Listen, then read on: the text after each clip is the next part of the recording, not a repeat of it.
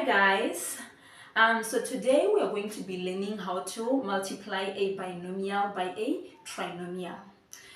You will remember that a binomial is an expression that has two terms and a trinomial is an expression that has how many terms? Three terms. So here on the board I have two examples. In example 1, I have 7x plus 3 multiplied by 7x squared plus 3x plus 10. So 7x plus 3 is my binomial because it has two terms. And then 7x squared plus 3x plus 10 is my trinomial because it has three terms. Okay, so we're going to start by doing example 1, and then I'll be showing you how you go about multiplying a binomial by a trinomial. So here's the solution. I have already written this out. So I'm going to say this is equal to.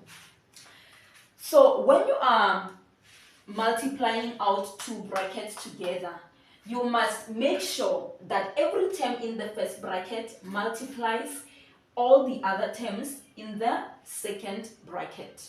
Okay, so let's start. We're going to start with 7x. We're going to say 7x multiplied by 7x squared.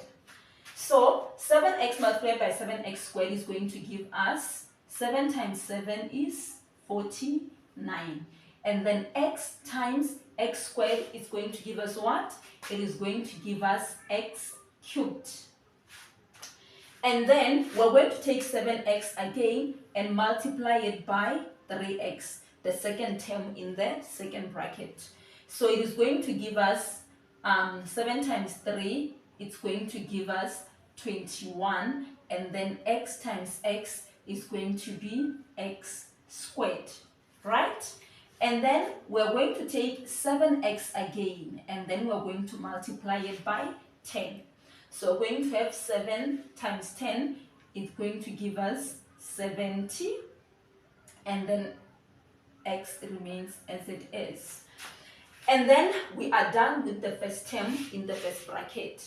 Now we move on to the second term. So we're going to say 3 times 7x squared. 3 times 7x squared is going to give us what? 3 times 7 is 21. And then x squared remains as it is. Then we have 21x squared. And then we're going to say 3 times 3x. 3 times the second term in the second bracket. Then 3 times 3, it is going to give us 9, and then x remains as it is. And then we're going to say 3 times 10. 3 times 10 is going to give us what? It is going to give us 30.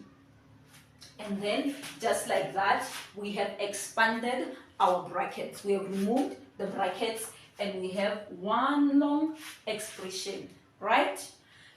And then from here, this is a long expression. So you must then go on to simplify it. How do you simplify it? You are going to check for like terms, right? And then what are like terms? Like terms are those terms which have variables which have the same degree or are raised to the same power. And this is what I mean.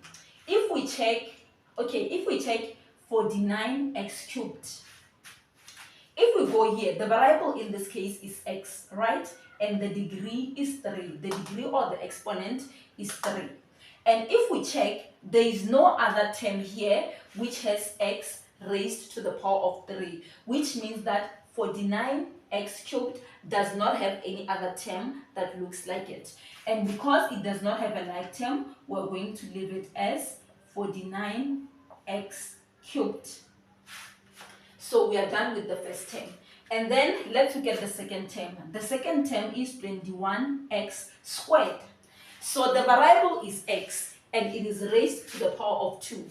So we're going to look at the other terms that we have and check if we have another term which has a variable which is raised to the power of 2. So we have 70x and then we have 21x again. So it means this one and this one are like terms. And then from there we have 9x and 30. So none of those are similar to this one. So in this case, our two like terms is 21x squared and 21x squared. So they are like terms, therefore we add them together. So 21x squared plus 21x squared, they are going to give us what? They are going to give us 42x squared. So we are done with this two. So now let's move on to 70x. 70x, I will label it like this. So our variable in this case is x. And then the x is raised to the power of 1. So we're going to check if we have any other term which has x as a variable raised to the power of 1. And if you check here, we have 9x. So meaning that 70x and 9x are our like terms. So what are we going to do? We're going to add them together. When we add them together, what are they going to give us? They are going to give us 79x. So we are done with these two. And then now we have 30. And 30 is a constant. And we don't have any other constant on our expression. Therefore, 30, we are going to leave it as it is. And if you take here, we have expanded, then we simplified, and from here, you can't take it any further. And just like this, you have multiplied a binomial by a trinomial, and you have simplified. So now we look at example number 2. In example number 2, we have negative 2y minus 3 all multiplied by 2y squared plus 8y plus 3. Now in this example, our binomial is negative 2y minus 3, only two terms. And then our trinomial is 2y squared plus 8y plus 3, three terms, right? Okay, let's start solving. Remember I said that in order for you to multiply this bracket by that bracket, you must make sure that every term in the first bracket multiplies every term in the second bracket, right? Let's start. So we're going to say negative 2y multiplied by 2y squared. Negative 2 times 2, it's going to give us negative 4. And then y times y squared, it is going to give us y cubed, or y to the power of 3. And then we're going to say negative 2y multiplied by 8y. Negative 2 times 8, it is going to give us negative 16. Y times y, it is going to give us y squared. Okay, and then we say negative 2y multiplied by 3. Negative 2 times 3, it gives us negative 2 times 3, it gives us negative 6, and then y remains. So we are done with the first term of the first bracket. So now we move to the second term. So for the second term, we're going to say negative 3 times 2y squared.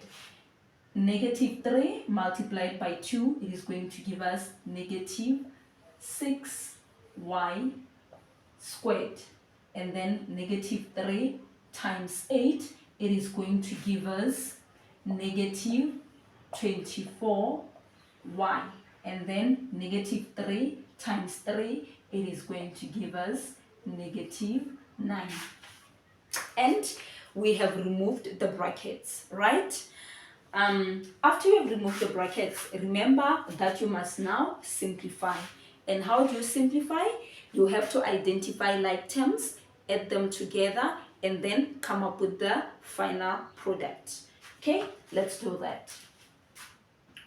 Okay, in this expression of ours, the first term is negative 4y cubed. And then we check, do we have a term that is the same as negative 4y cubed? Do we have a term that has a variable of y and a degree of 3? No, we don't. Therefore, this remains as it is. So we're going to say negative 4y cubed. Okay? And then let's move on to the second term. The second term is negative 16y squared. Okay, the variable is y, the degree of the exponent is 2. Let's check if we have another one like this. Here the degree is 1, here the degree is 2. And then 1, and then that is a constant.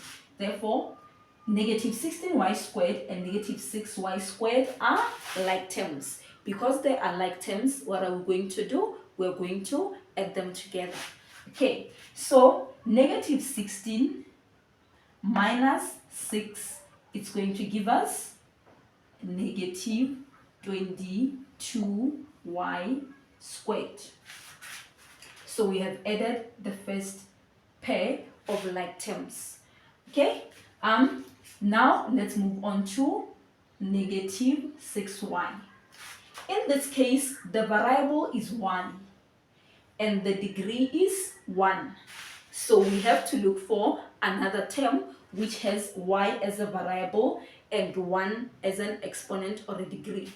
Okay, so we have negative 6y, and then there we have negative 24y. Same variable, same degree, or same exponent. Therefore, these two are like terms. So we're going to say negative 6y minus 24y. It is going to give us what? A negative 30y. Okay, so now we have 9 there. 9 is a constant, it does not have a variable. And if we check on our expression here, we have only one constant, which is 9. Therefore, we're going to leave it as it is. And then our final expression is negative 4y cubed minus 22y squared minus 30y minus 9. And from here, there is nothing else that you can do, which means you have simplified that expression that we had over there. And this is how you multiply a binomial by a trinomial.